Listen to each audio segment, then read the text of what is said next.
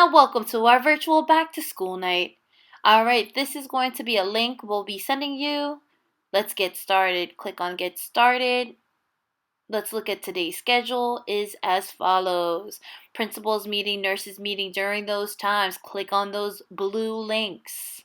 Everything else, please follow the schedules. We are set for 5th grade from 8:15 to 8:30. You are going to click on our link, but before we even go there, let's click on the nurses link. That is their information. Then you have administration. From administration, you have special educational services, including Title I.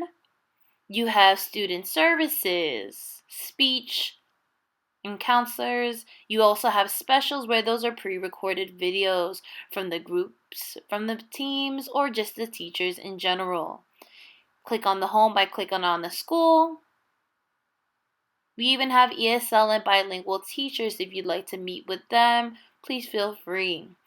Click on grade 5, and here is where you're going to click on your teacher's link. If you have me for resource, click on Mrs. Huggins. If you have Miss Lamb's, click on the link next to Miss Lamb.